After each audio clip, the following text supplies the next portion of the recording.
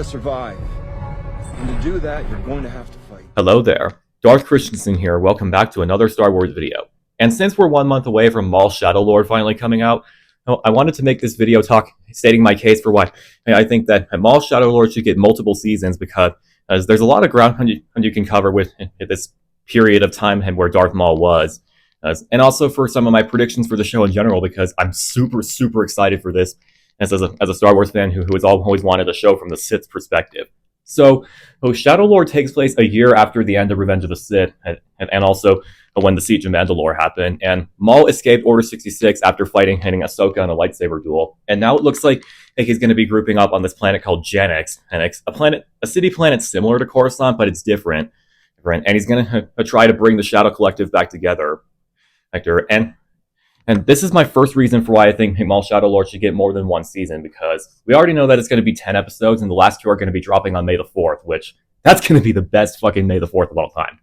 But anyways, the reason why I think that Maul should get more seasons is because there is like an 18-year gap between in the end of Revenge of the Sith and where we see Maul in Rebels. So I feel like that with Maul becoming a crime lord, they should probably show how Maul built up Crimson Dawn, which is where we see him as a dark side crime boss in Solo. So maybe if they do another season that jumps ahead every few years, they could show Maul meeting Qi'ra from Solo, and he could train her in the ways of the dark side. And I don't think Qi'ra will show up in this season because it's still pretty early on in the timeline. But this season will more so focus on Maul passing down his teachings of the Sith in a different way to this new Twilight Jedi named Devon Izera. Now, from the trailers, we already know how that Devon's skin is really pink, but with the way that Maul's training her, I definitely think that he's at least inspired by Darth Talon.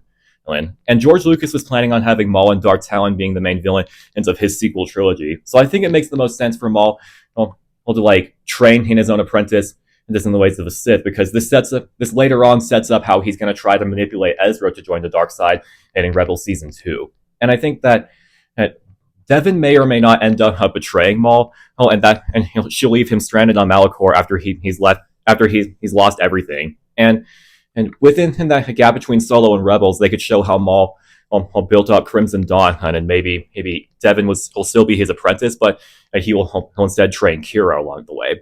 So. And we also know from some interviews with Sam Witwer recently that Maul's going to be reconsidering his stance on the Jedi, because as we see in the Darth Plagueis novel, Maul was training from birth to try and kill Jedi in lightsaber combat by Sidious. But now that most of the Jedi have been wiped out by Order 66, Maul seems like he's going to be rethinking things.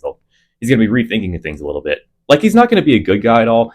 Because as we see in the trailer, Maul's still fucking ruthless with his lightsaber. The way that he's just cutting through stormtroopers and inquisitors like butter. I definitely think that Maul's still going to be a ruthless badass Sith. But what I think Sam means when talking about how he reconsidering his stance on the Jedi, I think he more so means that they were also tools and pawns, and all a part of Palpatine's plan. And as we see in the Clone Wars Season 7, he saw a vision of the future of Anakin becoming Darth Sidious's apprentice and the Jedi Order collapsing. So he already knew that the Empire was coming, but I think that the way that the Galactic Empire was established, Maul's going to be shocked to see how different the Empire turns out from how he envisioned it to be. So I think that's going to be really interesting, because yes, Clone Wars definitely gave him Maul more character development, but I think that Shadow Lord's going to be the first time that we actually really get to dive deep into Maul's psyche. And I think this is a brilliant opportunity, because Maul's easily one of the best characters in all of Star Wars. So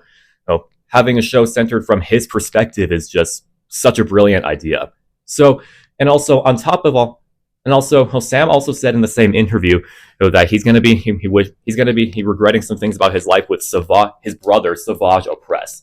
And when I heard Sam talking about Savage, I perked up, because does this mean we're going to see some more flashbacks with Savage? Because as we see in the Clone Wars, Maul treated Savage not as much as a brother and more so like an apprentice. So it's up to the point when Palpatine killed them in a lightsaber fight. So I feel like they should show some flashbacks of Maul and Savage killing Jedi, which were left out in the actual Clone Wars show, and that could add more layers to how Maul feels about the current state of the Empire there, and because he's regretting everything that he did in the past.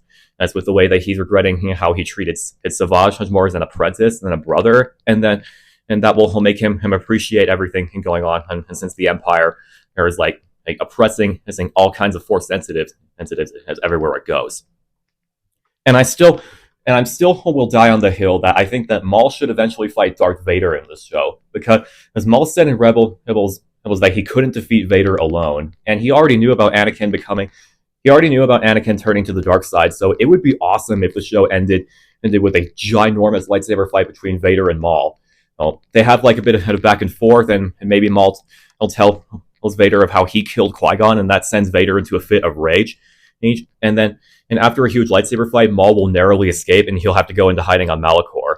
And so after realizing just how powerful Anakin has become, he will then be motivated to try to get his revenge on Obi-Wan one last time and try to get a Sith holocron that leads to Obi-Wan's location on Tatooine. And this is my case for why I think that it should get more seasons. I don't know if Vader will actually show up during season 1, because we see that Maul is going to be fighting some Inquisitors, namely Marok and the 11th brother. So I think that season 1 should focus more on Maul's ride into the crime hood, and then in season 2 will actually show how he created Crimson Dawn, and maybe that's where we see him fight Vader. But either way, I think this show is going to be absolutely amazing and some of the best animated Star Wars in a long time. Like, I'm so excited that we're finally diving into Maul's personality and how he feels about how the Empire that Sidious established, and it will be awesome to see if he will train Devon to become Darth Talon, and maybe he'll eventually meet Qi'ra to pay off that cliffhanger from Solo, and then him fighting Vader would be also absolutely insane too. Like, I would fucking love that.